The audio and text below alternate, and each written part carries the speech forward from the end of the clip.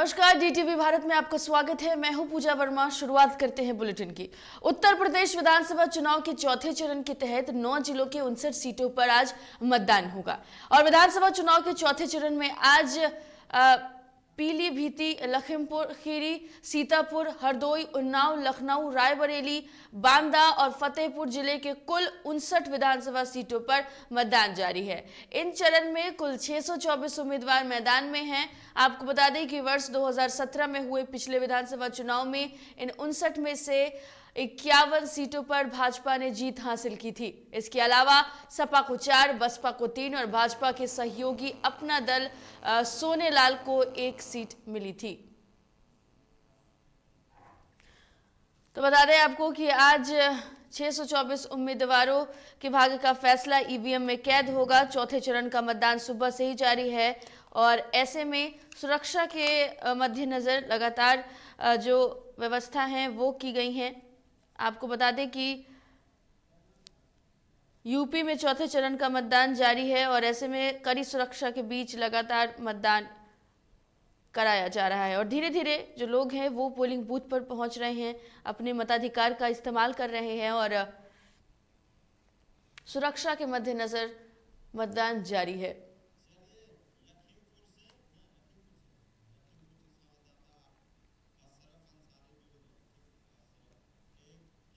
और चलिए अधिक बातचीत के लिए हमारे संवाददाता अशरफ हमारे साथ लखीमपुर से जुड़ गए हैं। अशरफ, आपसे जानना चाहेंगे, चौथे चरण का मतदान जारी है, ऐसे में क्या कुछ देखने को मिल रहा है?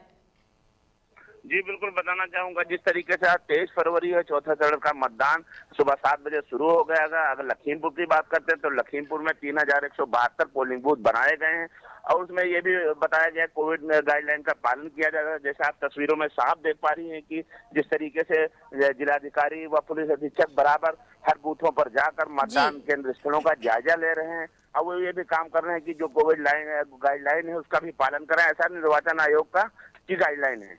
लखीमपुर में किसके बीच ज्यादा टक्कर देखने को मिल रही है? अगर टक्कर की बात की जाए तो सपा और भाजपा की टक्कर जोरदार टक्कर है। अगर पिछले 2017 की बात की जाए तो 2017 में जिस तरीके से मोदी लहर थी और 8 विधानसभा क्षेत्र हैं, 8 विधानसभाओं में भाजपा का कमल लहराया था। लेकिन अगर इस बात की जाए तो लखीमपुर की अगर बात करते हैं, लखीमपुर में तगुनिया कांड हुआ था, उस पर भी वोटिंग हो रही है। अगर लखीमपुर की बात की जाए तो महंगाई पे वोटिंग हो रही है। अगर लखीमपुर की बात की जाए तो एक पगगांव में चीर हड़न हुआ था महिला के साथ, उस पर भी वोटिंग हो रही है। लेकिन ये तय करेगा 23 फरवरी तय करेगा, उसके बाद में 10 मार्च तय करेगा कि किसके खाते में कौन सा पल्ला जाता है, किसके माथे पे चंदन लगता है। बिल्कुल अशरफ, एक छोटा सवाल ये भी रहेगा कि देखिए सुबह हो गई है और धीरे धीरे जो लोग हैं वो मतदान केंद्रों पर पहुंच रहे हैं। ऐसे में सुबह सुबह लोगों की क्या कुछ संख्या देखने को मिल रही है मतदान केंद्रों पर? जी हाँ, बिल्कुल बताना चाहूंगा, जिस तरीके से जिला प्रशासन लगातार कोशिश कर रहा था कि जो है चुनाव प्रक्रिया चुनाव जो परसेंटेज हो वो ज्यादा हो, इस तरीके से सुबह से ही बूथों पर भीड़ लगना शुरू हो गई थी। इस तरीके से आप देख पा रही हैं कि लंबी लंबी कतारें लगी हुई हैं और सुबह से ही लोग चाहते हैं कि जो परसेंटेज, जो गिरा हुआ परसेंटेज है वो ऊपर जाए। हालांकि प्रशासन का एक दावा है कि 90 से पार परसेंटेज कराएंगे, लेकिन ये शाम को तय हो पाएगा कितना परसेंटेज लखीमपुर में हुआ है। बिल्कुल अशरफ, बहुत शुक्रिया आपका तमाम जानकारी के लिए। तो बता दें आपको कि चौथे चरण का मतदान जारी है और ऐसे में सुरक्षा के मद्देनजर लगातार वोटिंग की जा रही है। अगर बात करें तो आज चौथे चरण में सपा और बीजेपी के बीच लगातार ये माना जा रहा है कि यूपी में कड़ी टक्कर है। आज 624 उम्मीदवारों के भाग्य का फैसला ईवीएम में कैद हो जाएगा। देखिए बहुजन समाज पार्टी के सतीश चंद्र मिश्रा ने चुनाव के बीच जो बातें हैं वो ये लगातार कह रहे थे कि 2007 की तरह पूर्ण बहुमत की सरकार बनना निश्चित है। तो लगातार जो सभी पार्टी है वो अपने जीत के दावे जरूर कर रही हैं, लेकिन अब देखना ये अहम होगा कि इन सभी दावों के बीच जनता किसे मौका देती है और जनता किसे चुनती है। यूपी में चौथे चरण में अगर बात करें तो 9 जिलों के 59 सीटों पर मतदान होगा और ऐसे में चौथे चरण की बात करें तो कई प्रमुख चेहरे हैं जो इस बार मैदान में हैं। अधिक बातचीत के लिए लखनऊ से हमारे संवाददाता रवि श्रीवास्तव हमारे साथ फोन लाइन पर जुड़ गए हैं। रवि, आज चौथे चरण का मतदान है और ऐसे में क्या कुछ तस्वीरें देखने को मिल रही हैं? देखिए पूजा, आपको बता देते, पहले तो हम अपने डीटीवी भारत के दर्शकों को पहले तो जिस पर्व का घड़ी का इंतजार था, उस घड़ी का आज जो है वो पर्व की तरह मनाया जा रहा है। और हम सभी से अपील करेंगे कि पहले जलपान ना करके पहले वोट करके आए और जलपान करें। उसके बाद हम आपको बताना चाहेंगे कि उत्तर प्रदेश की राजधानी में जिस घड़ी का इंतजार था, चौथे चरण के जो मतदाता मतदान करने का जो इंतजार कर रहे थे, जो पर्व की तरह मनाया जा रहा है। 9 जिलों की 59 सीटों पर पूजा चुनाव है जी। और वही मतदाता मतदान कर रहे हैं। सुबह से 6 बजे से शाम 6 बजे तक मतदाता मतदान करेंगे। और उत्साहित जो है, अभी एक देखिए प्यारी सी तस्वीर आई है चौक थाने की है, जो कि कालीचरण, लखनऊ के कालीचरण पीजीआई में जो कि एक विकलांग है, उनका बेटा देखिए पीछे से लेके जा रहा है स्टेशन पे और वो वोट डालने जा रहे। बहुत अच्छी सी तस्वीर आई है पूजा। बिल्कुल रवि, ये भी जानना चाहेंगे कि चौथे चरण में कुछ अहम चेहरे हैं जिनके बीच टक्कर हो रही है। इस बार क्या लगता है वो अहम कौन से चेहरे हैं, ये भी आपसे जानना चाहेंगे रवि। देखिए पूजा, बताना चाहेंगे कि चाहे वो किसी भी राजनीतिक पार्टी हो, डीटीवी भारत अपने दर्शकों को पल पल का अपडेट आज लखनऊ के, यूपी के और जहाँ पे चुनाव हो रहे हैं, जैसे कि जो 9 जिलों की सीटों पर जो चुनाव हो रहे हैं, आपका मलियाबाद है, बीकेपी है, लखनऊ पश्चिम उत्तरी है, विधानसभा मध्य, पेंट है, मोहनलाल जमीन, सभी पर बड़े बड़े चेहरे हैं, बड़े काम है, बड़े काम है। हालांकि ब्रजेश पाठक बीजेपी से पेंट पे प्रत्याशी है, वो भी आज जो है लखनऊ के मोंटेसरी स्कूल में 9 बजे वो वोट करेंगे और डीटीवी भारत अभी उनसे बात भी करेगा। और आपको बता दें कि तमाम बड़े जो कौशल किशोर है मोहनलालगंज से, वो 7 बजे उनका टाइम था, मगर अभी उन्होंने वोट नहीं किया है, जानकारी है। पंकज सिंह राजनाथ सिंह के बेटे हैं, उनका भी टाइम 9 बजे का है। काली रशीद जो कि एक मौलाना धर्मगुरु है, काली रशीद फिरंगी में भी ऑक्सफोर्ड स्कूल में चौक में 11 बजे वो करेंगे। तो तमाम जो राजनीतिक की जो पार्टियों की बात लेकर तक तो जनता ही पूरा निर्धारित करेगी, क्योंकि जनता ही भूखी प्यासी जाती है, वोट करके आती है, अपने राजा चुनती है, अपने देश के जो है संविधान को देखती है और जनता स्वतंत्र है पूजा इस बार। बिल्कुल बिल्कुल रवि, तो जिस तरीके से आप तमाम जानकारी दे रहे हैं उसके लिए आपका शुक्रिया। लेकिन देखिए, आपको बता दें कि चौथे चरण का मतदान है और ऐसे में 9 जिलों की 59 सीटों पर मतदान जारी है। तो देखिए, इस सुरक्षा के पुख्ता इंतजाम के बीच मतदान सुबह से ही जारी है और हम आपको पल पल जो तस्वीरें हैं वो वहां की दिखाने की कोशिश कर रहे हैं। और अगर बात करें तो लगातार ये माना जा रहा है कि बीजेपी और सपा के बीच कड़ी टक्कर है और इस टक्कर के बीच आज 624 उम्मीदवारों के किस्मत का फैसला ईवीएम में कैद हो जाएगा। अगली खबर का रुख करते हैं। बांदा में चौथे चरण के मतदान की प्रक्रिया जारी है। सुबह 7 बजे से ही पोलिंग बूथों पर लोगों की लंबी कतार लगने लगी है। वहीं बूथ पर कोविड गाइडलाइंस को देखते हुए बिना मास्क के नहीं मतदान करने दिया जा रहा है। साथ ही मतदान को सुरक्षित करने के लिए सुरक्षा के पुख्ता इंतजाम भी किए गए हैं।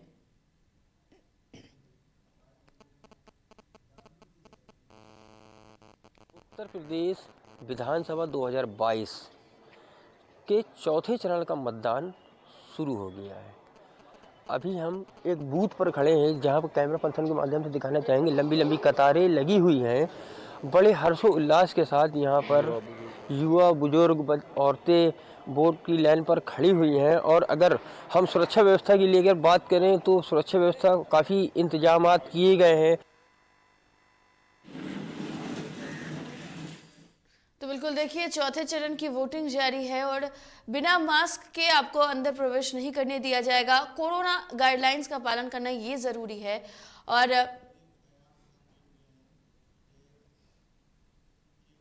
खबर पर अधिक जानकारी के लिए हमारे संवाददाता फयाज खान हमारे साथ फोन लाइन पर जुड़ गए हैं। आपसे जानना चाहेंगे कि चौथे चरण का जो मतदान है वो सुबह से ही जारी है, तस्वीरें भी हमने देखी है, क्या कुछ हालिया तस्वीरें?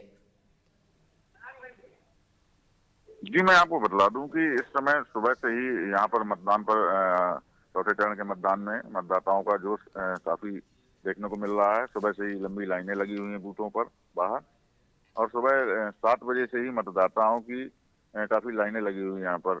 और ये एक ही जगह की बात नहीं है, पूरे जिले में हर बूथों पर इसी तरह आपको देखने को मिल सकता है। बिल्कुल, बहुत बहुत शुक्रिया आपका तमाम जानकारी के लिए। तो चौथे चरण की वोटिंग जो है वो जारी है, सुरक्षा के बीच वोटिंग जारी है। और देखिए 2017 के जो नतीजे थे, अगर उसकी तुलना करें और अब की तुलना करें तो उस बार बीजेपी को बहुमत मिली थी और बीजेपी की सरकार बनी थी। और इस बार ये अहम है देखना कि क्या सपा जनता के बीच एक बार फिर से लौट आएगी या फिर जनता दोबारा बीजेपी को मौका देगी। तो बात अगर करें तो कई सारे ऐसे सीट हैं जिस पर इस बार कड़ी टक्कर भी देखने को मिल रही है। इस चरण में आपको बता दें कि 2.13 करोड़ मतदाता हैं, जिसमें 1.14 करोड़ पुरुष और 99.3 लाख महिला हैं। वहीं अगर तृतीय लिंग की बात करें तो 967 तृतीय लिंग के मतदाता हैं, 624 प्रत्याशी मैदान में हैं और इसमें से आपको बता दें कि 91 प्रत्याशी जो हैं वो महिला हैं। कुल 24,643 पोलिंग बूथ बने हैं और 13,817 मतदान केंद्र। आपको बता दें कि यूपी की जनसंख्या की बात करें तो ये भी काफी ज्यादा है। ऐसे में व्यवस्थाओं को लेकर चुनाव आयोग ने पूरी तैयारी कर रखी है और 142 ऐसे पोलिंग बूथ हैं जहां सभी मतदान कर्मी महिला होंगी।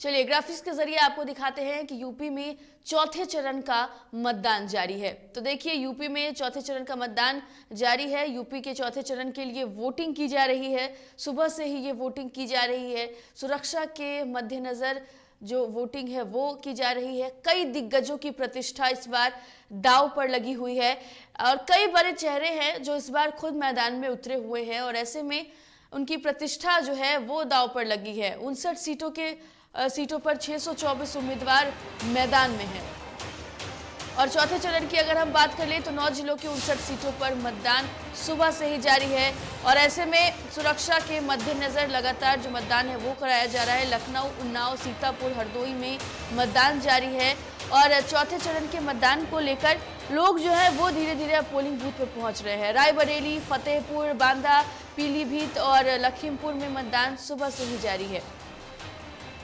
बता दें आपको कि योगी सरकार के आधा दर्जन से ज्यादा मंत्री इस बार चुनावी मैदान में हैं और इन सभी मंत्रियों की किस्मत का फैसला आज होने वाला है। सपा, बसपा और कांग्रेस के कई दिग्गज नेताओं की प्रतिष्ठा भी दांव पर लगी है।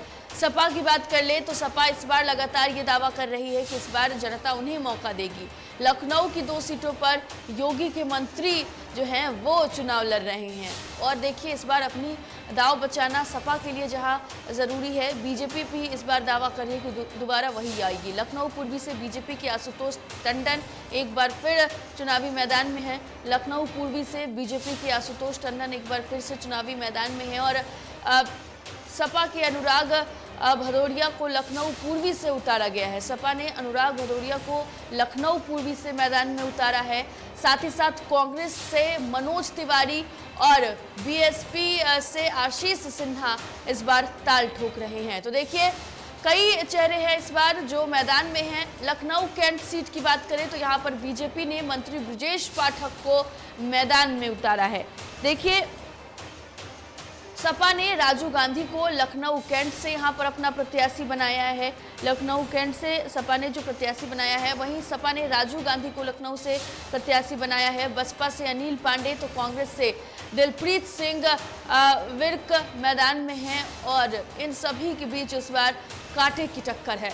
लखनऊ की हाई प्रोफाइल सीट है सरोजनी नगर और सरोजनी नगर की बात करें तो ये एक हाई प्रोफाइल सीट बताई जा रही है और इस सीट को लेकर भी लगातार चर्चाएं जो हैं वो बनी हुई हैं।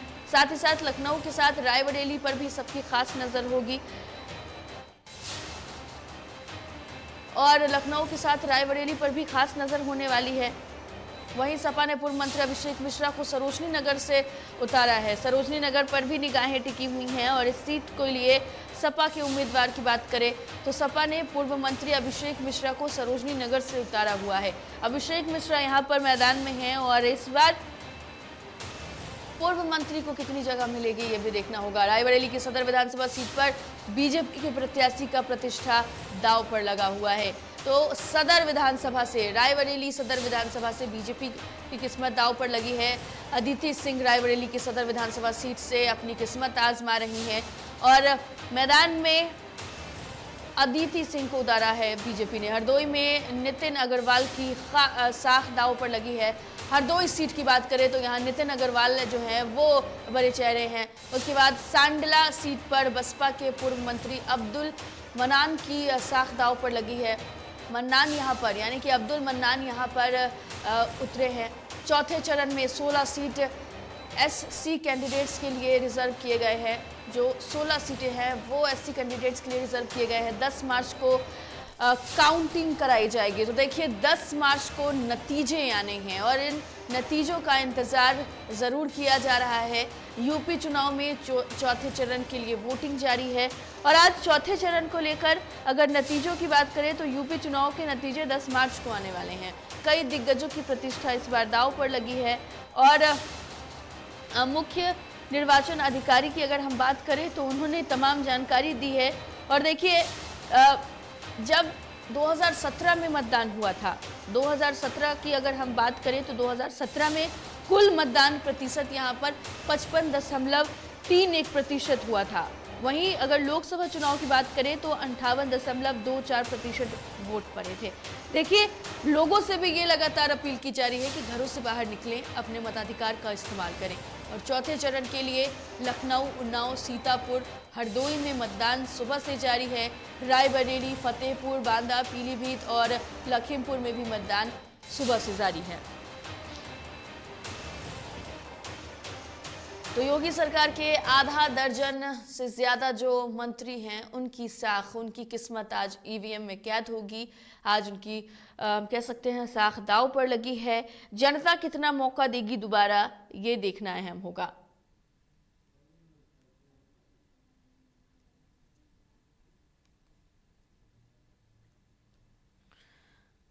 तो देखिए मतदाताओं की सुविधा के लिए वोटर गाइड का भी वितरण किया गया है। वोटर गाइड में कोविड-19 से संबंधित क्या करे क्या ना करे इसकी पूरी जानकारी दी गई है।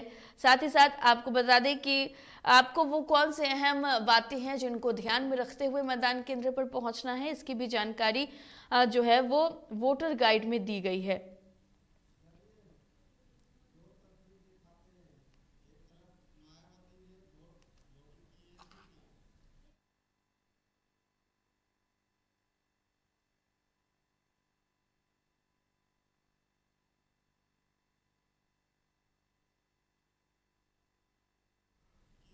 चलिए अब आपको दो तस्वीरें दिखाते हैं। इन दो तस्वीरों में देखिए बसपा सुप्रीमो मायावती ने वोट डाला है। वहीं दूसरी तरफ अगर हम बात करें तो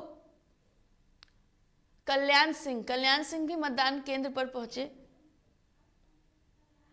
अल्पसंख्यक कल्याण मंत्री आपको बता दें कि मोहसिन राजा मतदान केंद्र पर पहुंचे हैं। दरअसल सेंट जॉन बॉस्को कॉलेज विवेक खंड मतदान केंद्र पर वो पहुंचे हैं और कल्याण मंत्री मोहसिन राजा वहां पर मतदान के लिए देखिए कतार में खड़े हुए आपको दिखेंगे। वहीं एक तरफ मायावती हैं बसपा सुप्रीमो, इन्होंने भी वोट डाला है और ये तस्वीर दोनों तरफ। वोटर से कुछ कहना चाहेंगे?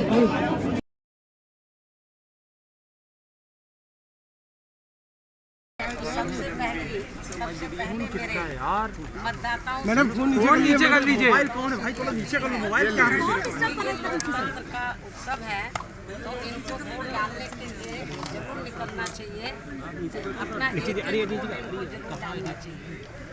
और खासकर मैं वीकर सेक्शन के लोगों को ये कहना चाहती हूँ बाबा साहब प्लीज यार। और अब चलिए बिहार की खबरों का रुख कर लेते हैं। राज्य में 42,000 प्रारंभिक शिक्षक अभ्यर्थियों के करीब 32 माह का इंतजार खत्म हो गया है। उन्हें आज नियुक्ति पत्र मिल जाएगा। यह नियोजन इकाइयों के सदस्य सचिव के हस्ताक्षर से दिया जाएगा। इसमें योगदान करने वाले विद्यालय का नाम भी दर्ज होगा। नियुक्ति पत्र में पहले चयनित अभ्यर्थियों को शपथ पत्र देना होगा। हालांकि 42,000 में से कुछ ऐसे भी चयनित होंगे जिनका नियोजन इकाई में बुधवार को नियुक्ति पत्र नहीं बांटा जाएगा, बल्कि उन्हें अगले 1-2 दिन में ये मिल जाएगा। इसकी वजह बोर्ड की परीक्षा का 24 फरवरी तक आयोजन है। नियोजन इकाई और संबंधित जिला शिक्षा प्रशासन की तैयारियां नहीं हैं, इसी की वजह से थोड़ा विलंब जरूर हो सकता है।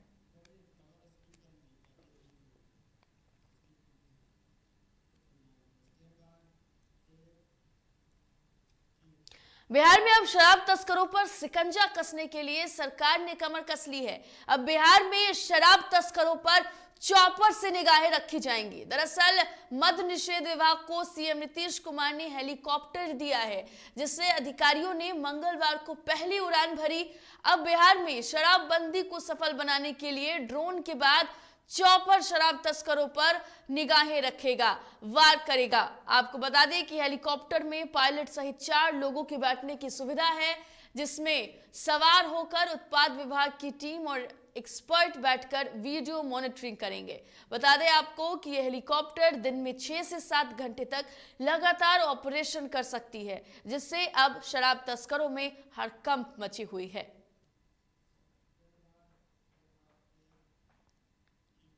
बगा में सरकार के निर्देश के बाद अब सभी पंचायत में कोरोना वायरस के टीकों को लेकर पंचायत में वार्ड सभा किया जा रहा है। इस बीच रामनगर प्रखंड के मठिया पंचायत में वार्ड सभा का आयोजन किया गया, जिसमें सभी वार्ड मुखिया, आंगनवाड़ी सेविका, आशा उपस्थित रहे। वहीं रामनगर पीएचसी प्रभारी चंद्रभूषण ने बताया कि वार्ड मेंबर अपने वार्ड में घूमकर यह सुनिश्चित कर रहे हैं कि कोई व्यवस्था या कोई व्यक्ति टीका लेने से वंचित न रह जाए। ये था कि कोविड-19 वैक्सीनेशन को लेकर के आज इस ग्राम सभा का आयोजन हुआ है, जिसमें हम सभी जनप्रतिनिधि 13 वार्ड के एक साथ शपथ लिए कि वैक्सीनेशन के लिए हम लोग इस पर अपना अथक प्रयासरत रहे।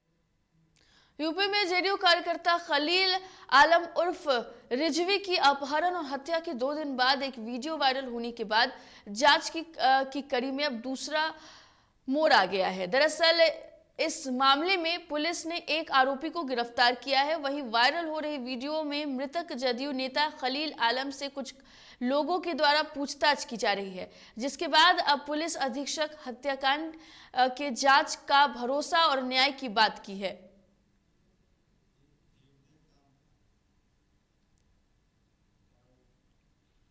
ने तत्काल कार्रवाई करते हुए कांड का उद्भेदन किया और एक अभियुक्त को हिरासत में ले लिया। कल रात में भी छापेमारी हुई है, एक और अभियुक्त की गिरफ्तारी उसमें हुई है। इसी बीच में एक वीडियो भी वायरल हुआ था, जिसमें कुछ आपत्तिजनक स्टेटमेंट वगैरह दिए गए थे।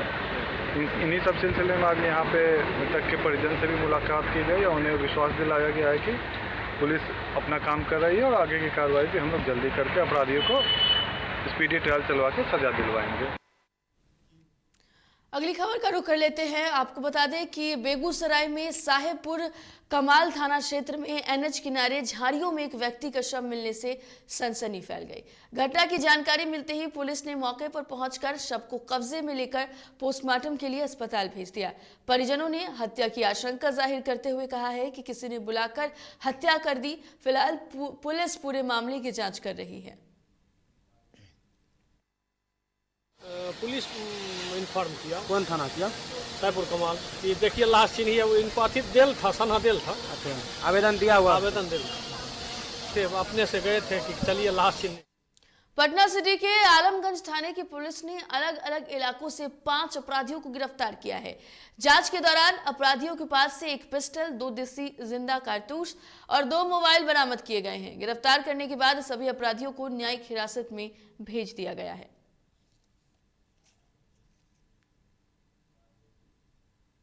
आर्म्स में 2 गिरफ्तारी है, एक ऑटोमेटिक पिस्टल, 2 जिंदा गोली, एक मोटरसाइकिल और 2 मोबाइल उसके साथ बरामदगी है। ये उसका नाम, एक का नाम है अमन कुमार उर्फ एमटी, जो रहने वाला है ये दादर मंडी का, और दूसरा ये प्रिंस कुमार, ये रहने वाला है सादिकपुर का। फिलहाल इस बुलेटिन में इतना ही। देश दुनिया की तमाम खबरों के लिए देखते रहिए DTV भारत। मुझे दीजिए इजाजत। नमस्कार।